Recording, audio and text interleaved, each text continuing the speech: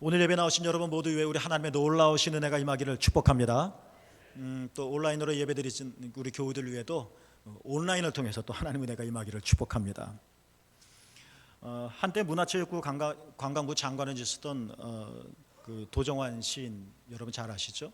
접시꽃 당신이라는 시로 아주 유명한 시인이 되어졌었죠. 최근에 그분의 글을 읽은 적이 있었는데 참 재미난 일이 있어서 여러분에게 좀 소개해드리고 싶습니다. 오래간만에 워낙 바쁘다가 오래간만에 동호회들과 함께 등산을 가기로 했습니다. 그래서 어디서 만나자 약속 장소로 나갔죠. 정말 많은 사람들이 보고 싶었던 사람들이 동호회원들이 모였습니다. 서로 악수하며 반갑게 인사를 했습니다.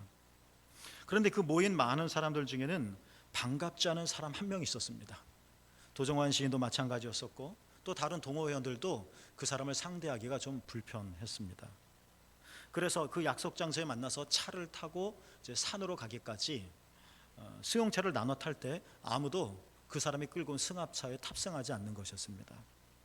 도정환 시인도 솔직하게 고백했더라고요. 그 친구가 다가와서 나에게 같이 가요 라고 말할까 봐 먼저 다른 사람에게 같이 갑시다 라고 얘기를 했고, 그 사람과 눈이 마주쳐지지 않으려고 은근히 시선을 비껴가기도 했다고 합니다. 그래서 도정환 씨는 다른 사람의 차를 타고 산에 있는 데까지 도달을 했고 이제 산에 오릅니다. 그런데 그만 산에 열심히 올랐었던 걸까요? 넘어지고 말았습니다. 발목이 붓기 시작했습니다. 통증이 심해졌죠. 도저히 산에 더 이상 오를 수가 없었습니다. 그런데 그때 반갑지 않은 바로 그 사람이 가까이 오더니 아픈 곳 여기저기 눌러보더니 배낭에서 침통을 꺼내 침을 놔주는 것이었습니다. 놀랍게도 침 몇 방 맞았는데 통증이 많이 가라앉았고 한결 가벼운 듯한 느낌을 받았습니다. 도정환 시인이 이렇게 넘어져서 도대체 어떡할까 하고 이렇게 할 때 주변 사람들은 어떤 실제적인 도움을 줄 수 없어서 그냥 우왕좌왕하고 있었을 때 그러나 그 반갑지 않은 그가 오더니 아무 일 없었다는 듯이 이런 도움을 주었었던 것이었습니다. 이게 전부가 아니었습니다. 더 이상 산에 오를 수 없게 되었죠. 내려가 있었습니다. 그러나 혼자 내려갈 수가 없었죠. 누가 도움을 줘야 했었습니다. 그때 산 아래까지 부축해주고 병원으로 차 태워준 사람도 바로 그였다고 합니다. 산에 오르고 싶어서 지금 장비를 챙겨서 여기까지 온 것인데 다른 어떤 사람 때문에 자신이 원했었던 산 정상에 오르는 일을 그만둬야 했었던 것이죠. 친한 후배들, 아끼는 후배들은 산 정상에서 해야 할 일이 있었기 때문에 맡은 역할 때문에 빠질 수가 없어서 그 시인을 도와줄 수가 없었습니다.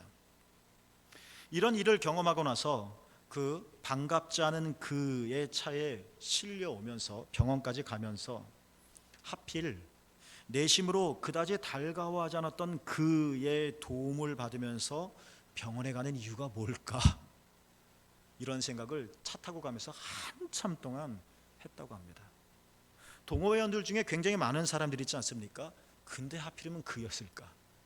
하필이면 그의 침을 맞아야 했고 하필이면 그의 차를 타고 병원까지 가게 되는 것이었을까? 많은 생각을 하게 되었다고 그러죠. 그러면서 그 책에 보면 자신의 이야기를 소개해 주면서 도정환 시인이 이런 말로 글을 매듭지었습니다. 이 세상에 필요하지 않은 사람은 아무도 없다. 대화 나누기를 꺼려하고 반갑지 않은 그 사람 다 슬슬 피하며 관계 맺지 않으려고 했었지만 누가 알았습니까? 바로 그 사람도 이렇게 내게 필요한 사람일 줄 말입니다. 우리 옆에 계신 분과 인사 나눌까요? 당신이 필요합니다 하고 인사 나눌까요? 진심으로 마음을 다해서 여러분 정말 옆에 계신 분이 정말 필요한 거죠? 네. 신앙생활을 어떻게 비유할까? 다양한 비유가 있겠죠. 저는 이렇게 말하고 싶습니다. 신앙생활은 함께하는 것이다. 누구와 함께하는 것일까요? 무엇보다도 신앙생활은 하나님과 함께하는 것입니다. 하나님이 없는 신앙생활이란 당연히 신앙생활이 아니겠죠. 하나님과 함께한다는 것은 그저 옆에 그리고 그냥 마음의 생각으로만 함께하는 것이 아니라 하나님과 함께한다는 것은 하나님의 사랑을 체험하는 것입니다. 비가 내리면 온몸이 비 맞는 것을 느끼듯이 봄바람이 살랑살랑 불어오면 봄바람을 온 마음이 실제로 느끼듯이 하나님의 사랑은 관념도 아니고 추상도 아니고 사실이며 실제입니다. 우리가 알 수 있고 경험할 수 있고 느낄 수 있는 것입니다. 여러분, 하나님의 사랑으로 여러분 영혼이 충만하게 채워지기를 축복합니다. 우리가 마음이 넉넉하면 문제도 문제가 아닙니다. 그러나 마음이 좁아지고 마음이 쭈글쭈글해지면 문제 아닌 것도 문제가 되어집니다. 넘어갈 수가 없는 거죠. 우리가 넉넉해지면 훌쩍훌쩍 뛰어갈 수 있습니다. 그러나 우리의 보폭이 좁아지면 작은 돌멩이 하나도 건너뛸 수 없죠. 하나님의 사랑이 우리 안에 물듯이 밀려온다면, 그래서 내 영혼에 가득한다면 우리는 풍성하게 되어질 것이고 우리의 마음은 넉넉하게 되어질 것이고 그만큼 우리의 삶은 평화로워질 것이고, 그래서 우리는 하나님의 나라의 삶을 살게 되어질 것입니다. 저는 신앙생활을 또 이렇게 비유해 봅니다. 신앙생활은 마치 거울을 보는 것과 같다. 우리에게 가장 중요한 거울이 있습니다. 그것은 바로 하나님이라고 하는 거울입니다. 내가 하나님을 찬송하지 않아도 하나님은 그래도 하나님이십니다. 내가 이 세상에 태어나지 않아도 하나님은 그래도 계십니다. 내가 주의 이름을 불러야만 주가 주 되신 것은 아니죠. 내가 하나님 하고 찬양해야만 하나님이 찬양을 받으실 수 있는 것은 아닙니다. 하나님은 나와 상관없이 여전히 하나님이시며, 하나님은 나의 예배와 찬송과 기도에 상관없이 여전히 존귀하신 분이십니다. 그럼에도 불구하고 우리가 하나님을 찬양하는 이유는 하나님의 영광을 위한 것이기도 하겠지만, 우리 입장에서 보면 그것은 바로 나 자신을 위한 것이기도 합니다. 우리는 거울을 봅니다. 집에서 나오기 전에 여러분 거울을 보셨을 겁니다. 내가 거울을 봅니다. 그러나 정확하게 말하면 거울을 보는 것이 아니라 거울 속에 비춰진 나 자신을 보는 겁니다. 거울이 무슨 색깔인지 액세서리처럼 벽에 거울을 다는 사람은 없을 것입니다. 물론 예쁜 거울을 걸어놓기는 하겠지만 그것이 거울을 달아놓는 진정한 목적은 아니죠. 거울을 달아놓음으로 우리는 그 거울에 비친 나를 봅니다. 혹시나 옷을 잘못 입지는 않았는지, 혹시나 머리가 엉클어지지는 않았는지 살핍니다. 거울을 보는 이 살핌을 통해서 사실 나를 보는 것이고, 나를 봄으로 인해서 나는 나 자신을 아름답게 가꿀 수가 있습니다. 신앙생활은 그것과 같습니다. 내가 주님의 존귀하심을 찬양하고 주의 영원하심을 인정하며 주의 전능하심을 우리가 고백합니다. 그러나 그것은 동시에 하나님만을 위한 일이 아니라 나를 위한 것입니다. 하나님을 본다는 것은, 예수님을 바라본다는 것은 나를 바라보는 것과 똑같습니다. 하나님 앞에서 서서 거울을 보듯이 하나님을 정말 환하게 진정으로 마음을 다하여 바라봄으로 인해서 내 자신을 살피고 내 자신을 성찰하는 겁니다. 아무리 비싸고 멋진 거울이 달렸다 할지라도, 그리고 심지어 거울을 본다 하더라도, 근데 거울 속에 비친 내 모습 속에서 엉클어진 내 머리를 발견하지도 않는다면 거울을 보는 의미가 하나도 없듯이, 내가 하나님을 바라본다, 하나님 앞에 선다 하면서도 내 자신을 성찰하지 않는다면 나는 아름다워질 수 없습니다. 엉클어진 머리카락 그냥 그렇게 살아가겠죠. 이렇게 우리가 신앙생활 한다는 것은 거울을 보는 것인데, 그 거울의 가장 중요한 것은 하나님의 거울이다라고 말씀드렸고, 그 말은 바꿔 말하면 하나님과 함께하는 것이다 라는 말씀도 드렸습니다. 우리에겐 또 다른 거울이 하나 있어야 합니다. 그것은 바로 형제자매의 거울이라는 것입니다. 잠언서 27장 19절에 잠언 지혜자가 이렇게 말합니다. 평생을 하나님 여호와의 얼굴을 바라보면서 살아왔었던 이 지혜자의 결론이죠. 물에 비치면 얼굴이 서로 같은 것 같이 사람의 마음도 서로 비치느니라. 이해하기가 쉽지는 않죠. 공동번역에는 이렇게 되어져 있습니다. 읽어드릴게요.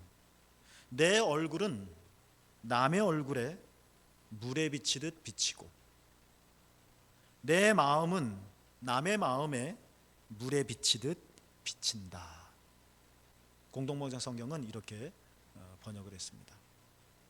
그러니까 내가 마주하고 있는 상대방, 내가 지금 바라보고 있는 그 누구, 공동체 안에 함께 발을 디디고 살아가는 우리들, 그 상대방은 나를 비추는 거울과 같다는 것입니다. 여러분, 그러므로 우리가 하나님을 바라봄으로, 거울을 바라봄으로, 절대적인 예수 그리스도의 형상을 바라봄으로 내가 누구인지, 나는 그저 사람의 평가에 의해서 규정되어지는 존재가 아니라 나는 어떤 수치에 의해서 결정되어지는 존재가 아니라 나는 어떤 점수에 의해서 판단되어지는 존재가 아니라 나는 하나님 앞에서 어떤 존재인지, 진짜 내가 어떤 존재인지,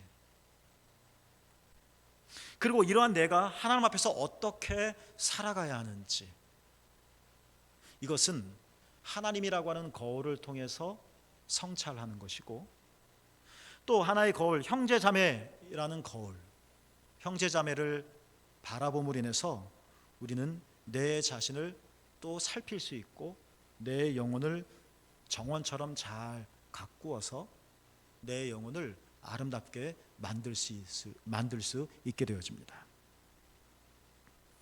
코로나가 1년을 관통히 했습니다. 사람들은 코로나 때문에 혹시나 하면서 모이는 곳을 기피하게 되었습니다. 코로나 때문에 시작되어진 일이지만 이것이 이제 하나의 문화로 자리 잡아가고 있는 것 같습니다. 무의미한 많은 깊은 관계 없는 군중들이 모인 그 자리를 이제 사람들은 피하려고만 합니다. 이전에도 그런 비슷한 질문이 있었지만 코로나로 인하여 더 자주 듣게 된 질문이 하나 있습니다. 제가 직접 듣는 질문이기도 하고 아니면 목회자에게, 종교 지도자들에게 하는 그런 질문이기도 한데요, 이런 겁니다. 혼자 신앙생활하면 안 됩니까? 신앙은 하나님과의 관계잖아요. 그러니까 하나님께 잘하면 되지 않을까요? 말로는 맞는 말입니다. 그러나 또한 말로는 틀린 말이기도 합니다. 혼자 하나님을 신앙할 수 있습니다. 혼자 하나님을 바라보면 됩니다. 그러나 본질적으로 신앙이란 공동체적이라는 사실을 우리는 결코 잊어서는 안 됩니다. 성경 창세기부터 말라기까지 거쳐서 요한계시록에 이르기까지 성경 전체가 이 사실을 말하고 있습니다. 예를 들어서 예수님께서 요한복음 17장에서 기도하셨습니다. 제자들을 마주보는 마지막 장면입니다. 마지막 저녁 식사도 마쳤습니다. 이제 이 식사가 끝나면 겟세마네 동산으로 가실 것이고, 그리고 새벽이 이르면 붙잡힐 것이며, 그리고 십자가에서 죽음을 겪게 되십니다. 예수님도 이 과정을 잘 알고 계셨죠. 제자들과 마주보고 있는 이 마지막 자리, 마지막 시간에 예수님은 정말 깊은 마음을 다해서 제자들을 위해서 중보 기도해 주셨습니다. 이게 요한복음 17장 이야기입니다. 17장 전체가 그렇지만 그 중에 한 대목에 보면 예수님께서 이런 기도를 해주셨습니다. 요한복음 17장 21절에 나오는 기도인데요, 그들도 다 하나가 되어 우리 안에 있게 하옵소서라고 기도합니다. 우리 안에 있게 하옵소서. 우리란 아버지가 예수님 안에 거하시듯이 예수님이 아버지 안에 거하듯이 그 우리입니다. 그 우리. 그들도 좁게는 제자들을 가리키는 것이죠. 넓게는 예수님을 따르는 그리스도인들을 칭하는 말일 겁니다. 단수가 아닙니다. 그들도. 너가 아닙니다. 그들도, 우리도입니다. 다 하나가 돼요. 집단이 아닙니다. 50명, 100명, 1000명 주님은 관심 없습니다.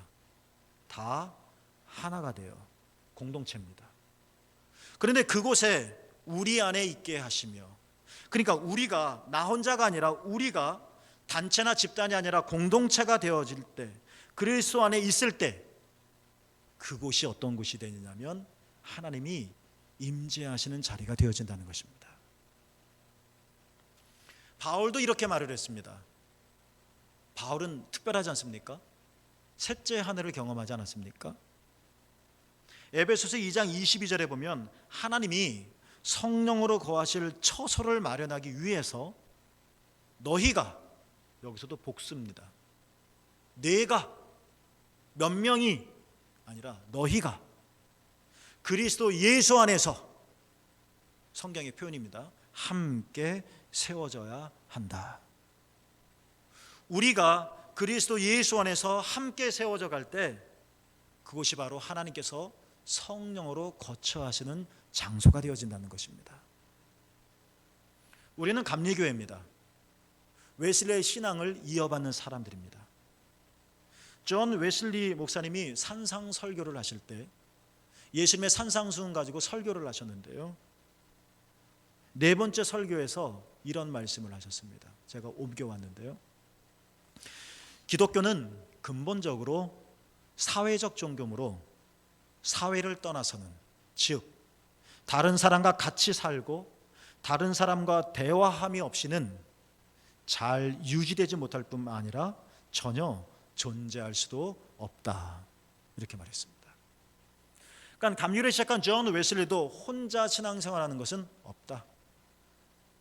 나 혼자 하나님 우러러보고 나 혼자 열렬히 하나님은 찬송하고 나 혼자 기도하고 믿음이 잘 자랄 것 같은데 정말 그럴듯하죠? 정말 나 혼자 신앙생활하면 잘할 것 같은데 이상하죠? 그 말이 진짜 맞는 말이라면 창세기부터 요한계시록까지 어느 한 구석에서라도 예수님께서 그렇게 해봐라 라고 말씀하시지 않으셨을까요? 한 번도 주님은 그렇게 말씀하신 적이 없었습니다. 나 홀로 신앙생활할 때가 있습니다. 그러나 그것이 반복되어지거나 지속되어진다면 그것은 마치 거울 없이 사는 것과 똑같아서 내가 얼마나 엉클어진 삶을 살고 있는지, 내 신앙이 얼마나 삐뚤어지고 잘못되고 있는지, 내 얼굴에 추한 것이 묻어 있는지 우리는 전혀 판단할 수가 없게 되어지고, 그래서 마치 거룩하지 않은데 거룩한 것처럼, 올바르지 않은데 올바른 것처럼 우리는 내 내면을 오해하며 나의 신앙을 잘못 이해해서 버젓이 그렇게 걸어가기 너무 쉬운 것입니다. 이렇든 저렇든 우리가 어찌됐든 위로 하나님과 옆으로 형제들과 함께 어울려 신앙생활을 할 때 그때 우리는 올바른 영적인 성장을 할 수 있다는 것입니다.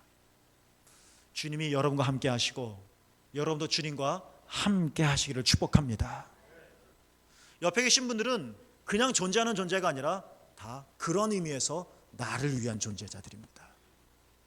만약 여러분들이 계시지 않는다면 저도 새벽 예배 안 했을지 모릅니다. 만약 여러분들이 안 계시다면 저도 그렇게 성경을 읽고 묵상하지 않았을지도 모릅니다. 때로는 하기 싫고 때로는 귀찮고 때로는 피곤하지만 그래도 여러분이 계시기 때문에 저는 하고 또 잘하려고 하고 이러는 과정 속에서 제가 성장하는 것처럼 바로 당신이 있기 때문에 내가 있기 때문에 당신이 그리스도 예수 안에서 하나님의 형상, 그리스도 예수의 모습을 닮아 성장하게 되어진다는 것입니다. 서로에게 이렇게 축복이 되어지기를 주님의 이름으로 축복합니다. 저는 헬리나 우엔이라는 분을 참 좋아합니다. 그래서 여러분에게 여러 번 소개를 해드렸죠. 예수의 신부입니다. 네덜란드 사람이죠. 똑똑합니다. 당연히 신부니까 신학을 공부했겠고 이외에도 심리학, 철학 얼마나 많이 얼마나 많이 공부를 했는지 이 사람의 글을 읽어보면 천재다라는 생각이 들 만큼. 그런데 그 머리 안에 가득한 지식만이 아니라 그가 하버드, 예일 그런 대학교에서 교수였었는데 어느 날 갑자기 다 내려놓고 장애인 공동체를 향하여 갑니다. 비교가 되죠. 예일대학교 선생님이다 그러면 와 그렇습니까? 하버드대 교수다 그러면 오 당신 훌륭합니다. 사람들이 알아줍니다. 당신의 이름이 이렇군요. 당신의 논문이 이렇군요. 인정해 줍니다. 그런데 장애인 공동체 딱 들어가 봤더니 아무도 모릅니다. 고작 부르는 게 전에는 선생님, 교수님, 신부님 뭐 이렇게 불렀는데 아무도 그렇게 안 불러줍니다. 아저씨, 할아버지. 헨리 나윈이 어떤 사람인지 아무도 모르는 거예요. 자기의 존재가 팍팍 깎이는 거예요. 그런데 그 장애인들과 함께 신앙생활하고 그 공동체에서 함께 더불어 살면서 받았던 하나님의 은혜가 놀랍고, 그것들을 하나하나 이분이 또 글을 평이하게 아주 잘 쓰거든요. 글을 쓰고 책으로 엮여졌는데 대학 교수일 때보다 더 유명해졌습니다. 많은 사람들이 그를 따릅니다. 그의 영적인 도정에 함께 걸어가려고 할 만큼 말입니다. 헨리 나윈의 쓴 책 여러 권이 있는데 그 중에 제게 참 좋았었던 책은 영적 발돋움이라고 하는 책이 있습니다. 능력, 성공, 성취, 이것들을 매우 중요한 가치로 여겨서 판단하고 살아가는 현대 사회에서 조금만 낮잠을 자고 조금만 나태해지고 조금만 게으르고 그러면 뒤처져서 앞서가는 사람을 도저히 따라잡을 수 없을 만큼 치열한 이 경쟁 사회 속에서 예수 그리스도의 영 안에서 산다는 것은 도대체 어떤 것인가? 이 고민을 담고 여기에 대한 대답을 한 책이 바로 영적 발돋움이라는 책입니다. 우리 다 고민하는 겁니다. 여기서는 교회에서는 아멘 했던 문제들이 직장 가면 참 적용하기 어렵습니다. 교회 안에서는 끄떡끄떡거리며 맞아 하고 기쁨으로 받아들였던 신앙의 진리가 이 사회 속에서 정말 그렇게 살다 보면 바보가 될 것 같습니다. 두렵습니다. 도대체 이러한 사회 속에서 하나님의 영으로 산다는 것은 뭐지?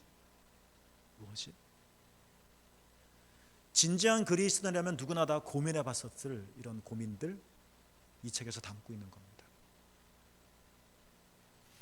이 책을 다 요약할 수는 없지만 헨리 나윈이 말하고 있는 영적 삶, 이것이 무엇일까?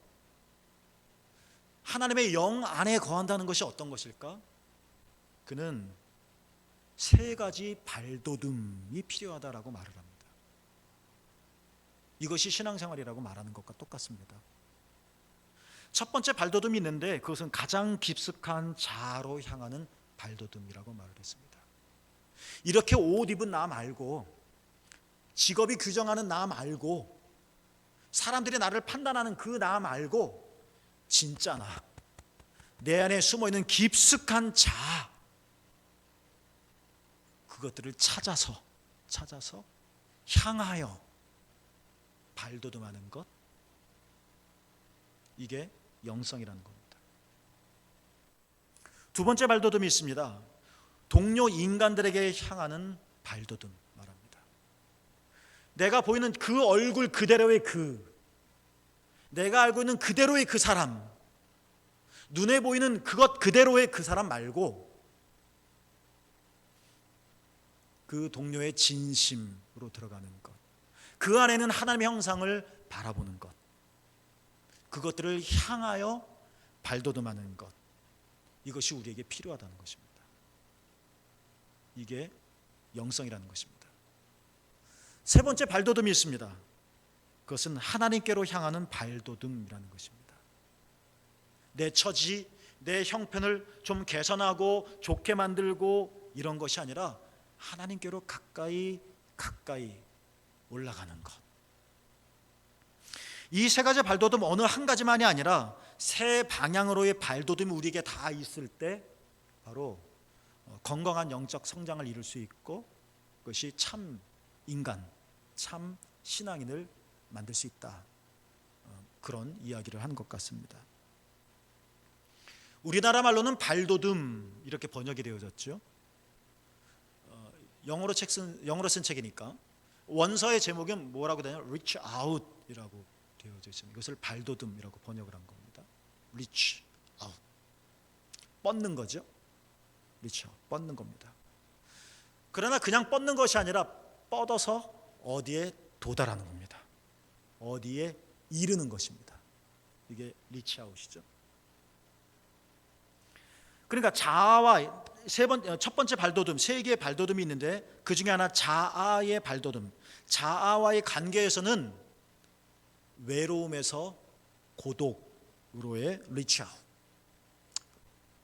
헨리 나운이 고독이란 말을 참 많이 썼는데 우리는 고독 별로 싫어하는 그런 이미지를 가지고 있잖아요. 근데 헨리 나운은 그렇게 보고 있지는 않거든요. 어찌됐든 외로워. 내가 많이 먹는데, 내가 돈이 많은데 외로워. 현대인이죠.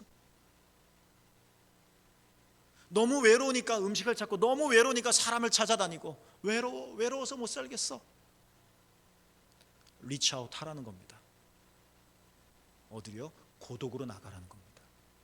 외로움이 아닌 거예요. 그 고독의 자리에 나가면 거기에 하나님이 계시다는 것을 발견할 수 있기 때문에 그런 것입니다. 외로움은 외로워서 무언가를 찾고 허망한 것을 붙잡으려고 하는 심리적인 상태를 가리키는 것이고, 고독은 외롭지만 뭔가 참된 것을 소유하려고 하는, 참된 것을 누리려고 하는 영적인 고민이 담긴 단어인 것이죠. 하나님과의 관계에서는 환상에서 기도로 리치아웃 해야 된다라고 이야기를 합니다. 여기서 말하는 환상은 뭐 다니엘의 환상 뭐 이런 환상이 아닙니다. 내가 만들어내는 하나님, 이런 환상을 깨고 현실이 내 마음대로 내 계획대로 되지 않는다 할지라도 참되신 하나님을 신뢰하면서 기도하며 그 길을 묵묵히 걸어가는 것, 그 하나님을 찾아 리치아웃 하라는 겁니다. 발돋움 하라는 겁니다. 이웃과의 관계에서는 적대에서 환대로 발돋움 하라는 것입니다. 마음에 들지 않고 양에 차지 않고 부족한 것 같고, 그래서 환대하기 거북하고, 마치 도종환 시인이 말하는 것처럼 왠지 반갑지 않은 그 같은,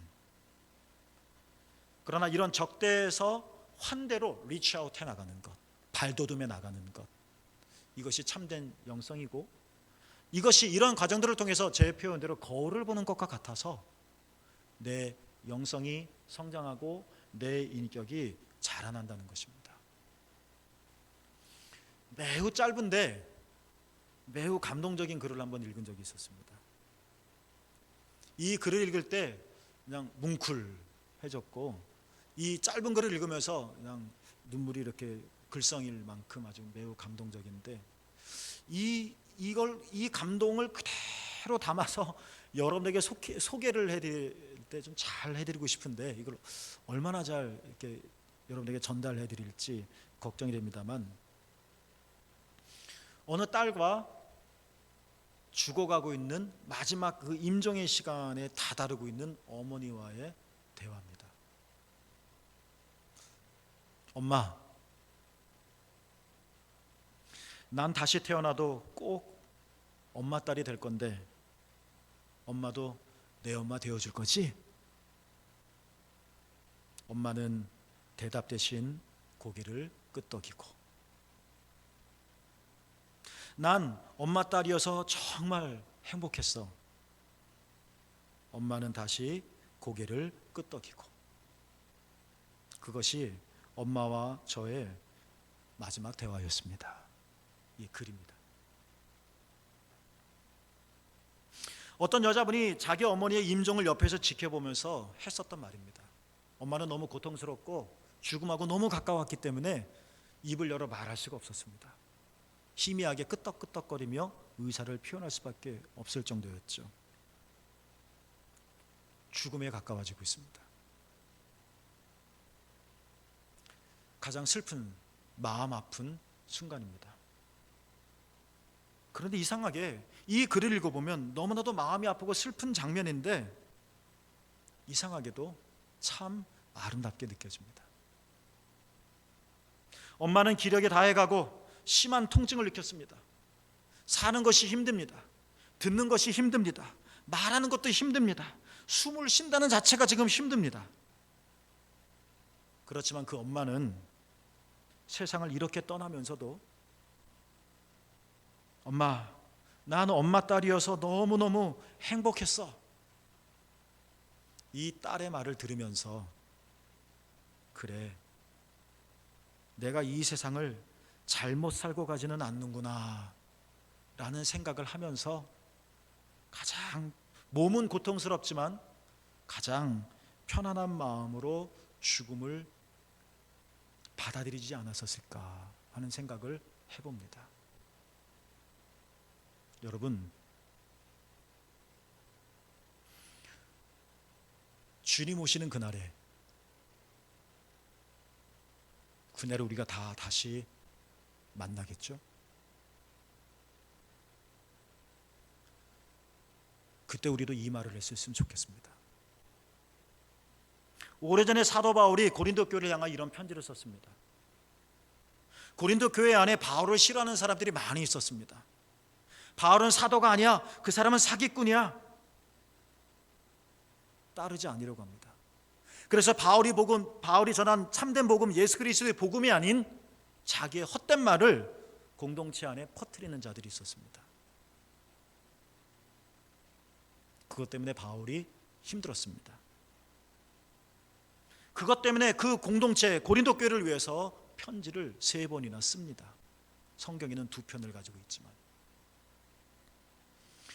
고린도후서 1장 14절 오늘 본문에서 이러한 정황 속에서 바울과 고린도 교회의 관계가 이런 거지 않습니까?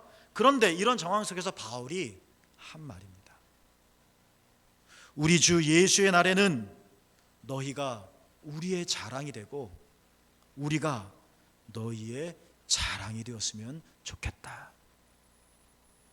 스물교 여러분, 언젠가 우리도 주님 앞에 서면 우리가 다 만나게 될 텐데 그때 우리 주님이 가운데 계실 것이고 그 예수님 앞에서 서로를 바라보며 우리도 이렇게 말할 수 있으면 너무 좋겠다는 것입니다. 당신이 우리의 자랑이 되어집니다. 그 사람은 또 말합니다. 저를 향하여 당신이 우리의 자랑입니다. 여기서 또 만나네. 이런 게 아니라 천국에서 만났는데 눈 마주치기 싫어서 비껴가는 것이 아니라 예수님 앞에서 너무 기쁘게 예수님, 이 양반이 누군지 아세요? 우리의 자랑이에요. 우리의 자랑. 예수님께서 너무 영화로운 모습으로 서 계시는데 그 앞에서 누군가가 나를 향하여 예수님, 이 사람이 누군지 아세요? 나의 자랑이에요. 자랑.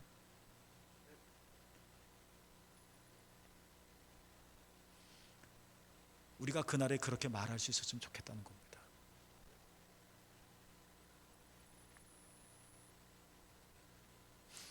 바울은 데살로니가 후서에서 1장 12절에서도 이렇게 말했습니다. 우리 주 예수의 이름이 너희 가운데서 영광을 받으시고 너희도 그 안에서 영광을 받게 하려 함이라. 하나님 나라에 설 때 종말론적으로 그 나라뿐만 아니라 우리 삶의 마디마디 어느 순간에 이르게 되어질 때 주 예수님의 이름이 그러한 여러분 가운데서 높은 영광을 받으시고 여러분도 그 주님 앞에서 영광을 받게 되어지를 축복합니다. 이게 우리의 신앙의 도전이 되었으면 좋겠다는 것입니다. 우리는 언젠가 그 마지막 날에 서게 되어질 것이고 뿐만 아니라 그날 이를 때까지 우리의 삶의 마디마디가 있을 터인데 거기에 잠시 쉴 때 너희가 우리의 자랑이 되고 우리가 너희의 자랑이 되고